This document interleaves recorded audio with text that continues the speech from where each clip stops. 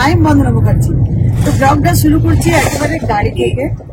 আর এখন 2:30 বাজে, বেরিয়ে পড়লাম শ্বশুর বাড়ি। তো শ্বশুরের শরীরটা একটু খারাপ হয়েছে, মানে ওই ইউরিনের ইনফেকশন হয়েছে। তো 2-1 দিন আগে হয়েছে, এখন ভালো আছে। তো আমরা ভাবলাম আজকে একটু দেখতে যাই, তাই হাজবেন্ড ছুটি নিয়েছে আর আজকে আমরা দেখতে যাচ্ছি।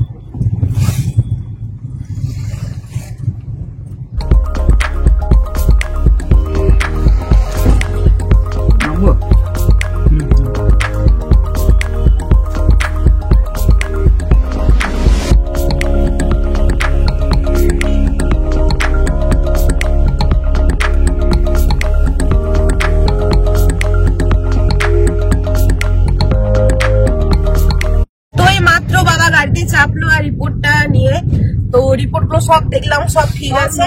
তো সুগার ভীষণ বেড়ে গেছে আর ফাস্টিং এই মানে পুরো অনেক 432 হয়ে গেছে। আর বাকি ইউরিন ইনফেকশন যেটা হয়েছে মানে ওটার জন্যই হয়েছে, এত বেড়ে গেছে ওটার জন্যই হয়েছে। আর বাকি সবকিছু ঠিক আছে। সোনোগ্রাফিটা আমরা ভয় পাচ্ছিলাম যে ওই যদি আবার পোস্টেড ব্লাডার যেটা থাকে না সেটা যদি বড় হয়ে যায়, কিন্তু সব ঠিক আছে। কিন্তু ওইগুলো সব নরমাল সাইজ এসেছে, নরমাল সাইজ আছে। সুগারটা মারাত্মক লেভেলের বেড়ে গেছে। অ্যাকচুয়ালি একবার সুগার এসেছিল, তারপরে কি করেছে ধরা পড়েছিল অনেক বছর আগে, তো তখন কমে গেছে। এমনি ওষুধ খাই না, মানে নিজে নিজে কন্ট্রোল করে না, নিজে নিজে কন্ট্রোল করে। কিন্তু তার মধ্যে যে এই অনুযায়ী এতটা বেড়ে গেছে, এটাই তার লক্ষণ। মানে ইউরিনটা জমা হয়ে যাচ্ছে। মানে এরকম চিনি দিয়ে চা খাবে না, তারপরে রোজ রেগুলারলি আলু খায় না, হাঁটাহাঁটি করে, কিন্তু প্রচুর হাঁটে। কিন্তু তা সত্ত্বেও যখন আসার তো কিছু করার নেই। তো আমরা রিপোর্ট পেয়ে গেছি, রিপোর্ট নিয়ে যাচ্ছি।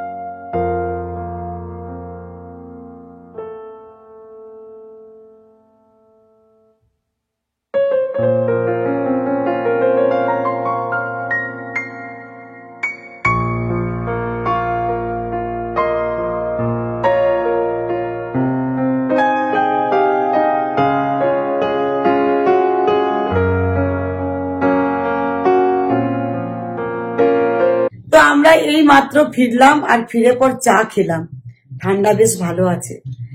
তো শ্বশুর মশাই রিপোর্টটা পেয়ে শান্তি, যে এই বয়সে আর অন্য কিছু প্রবলেম নেই, শুধুমাত্র সুগারটা বেড়ে আছে। আর সুগারের জন্য এই ইউরিনের যে ফ্রিকোয়েন্সিটা হচ্ছে সেটাও আস্তে আস্তে কমে যাচ্ছে। তো ডাক্তার, এমনিতে ডাক্তার দেখানো হয়ে গেছে, ওষুধ পড়েছে, তাই না? তো এখন ঠিক আছে। আর সুগারের ওষুধ আজ থেকে আবার চালু করে দিচ্ছে। আজকে রাত্রিরে দেখানো হয়ে গেছে, দেওয়ার ফোন করেছিল, দেখানো হয়ে গেছে। আমরা চলে আসার পর টাইমটা দেরি করেছিল, মনে হয় 8টার পরে। তো দেখিয়েছে আর আমাদের খবর দিল ঠিক আছে। তো এতক্ষণে আরো শান্তি লাগছে। ডাক্তার বলছে 7 দিন খাওয়ার পর আমি আবার একবার চেক করবে সুগারটা, আর রুটিন টেস্টটাও ইউরিনের আরেকবার করে নেবে। আর সুগারটা দেখবে যে কেন এলো। মায়েরও তো মাঝে বাড়াবাড়ি হয়েছিল শাশুড়ি, তো শাশুড়ি মা এখন একেবারে ঠিক হয়ে গেছে, মানে একেবারে সুন্দর আছে, বলতে নেই সুন্দর থাক।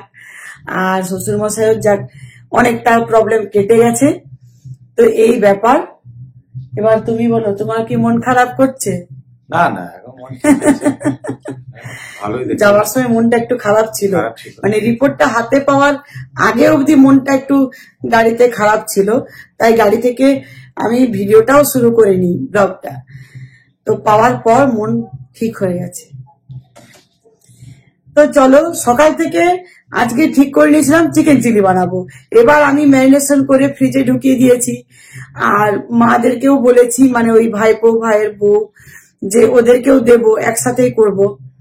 তো ওরাও আমার আশায় বসে আছে। আর আমিও যে এখন কি করব খুঁজে পাচ্ছি না, মানে রাত্রিও হয়ে গেছে। এবারে আমাকে ফটাফট একটা কিছু না করলে রুটিও খেতে হবে। তো আবার ফ্রিজ থেকে বের করলাম। তো সিমরনের বাবা যে চলো বানিয়ে নাও, করবো বলেছো, ভালো আছে। তো আমি ফ্রিজ থেকে বের করে নিলাম ম্যারিনেশন করা যেটা সকালে ছিল। তো চলো এবারে ফটাফট শুধু বানিয়ে নি।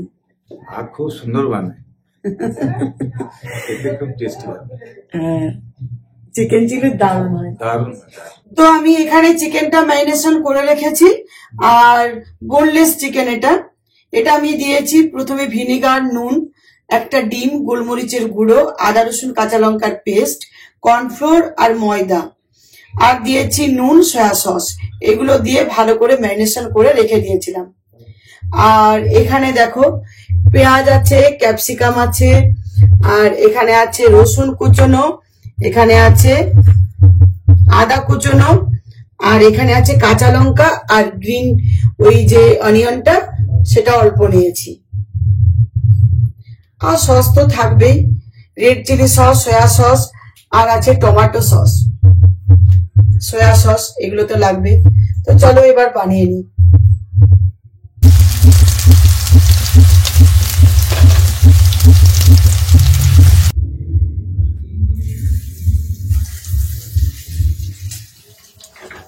ভাজা কমপ্লিট হতে যাচ্ছে, তার সাথে খাওয়া চলছে না মিঠু? হ্যাঁ।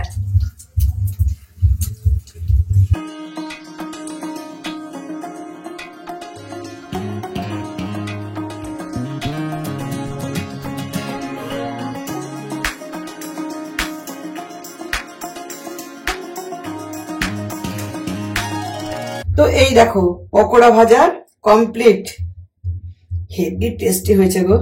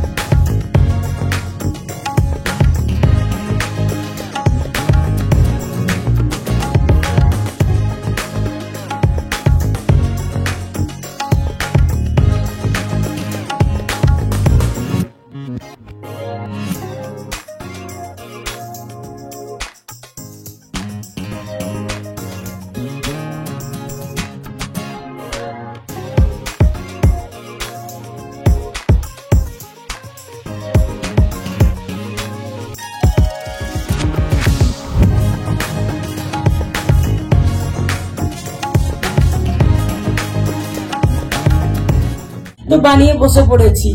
দুর্দান্ত হয়েছে, আমি তো আর লোক সামলাতে পারলাম না। দারুণ, দারুণ। এই দেখো রুটি আর চিকেন চিলি। তো চলো খেয়ে নি, আর ব্লগটা আর বড় করব না আজকে। তবে যেহেতু যাক হ্যাঁ। দাদুর সব ঠিক বেরিয়েছে, ভালো আছে বলে মনটা এখন ভালো লাগছে। আর দেখো এরকম ভালো আছে, হ্যাঁ চাঙ্গা আছে।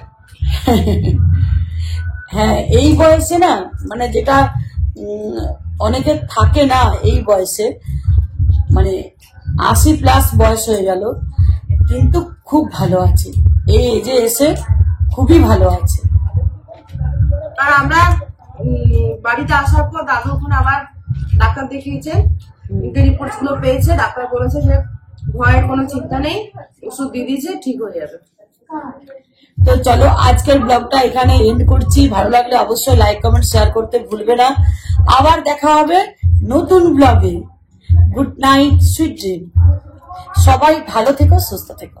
আর এখন কিন্তু ঠান্ডা বেশ পড়ে গেছে। ভালো করে বাঁকুড়াতে। Good night. Bye, love you all. Good night.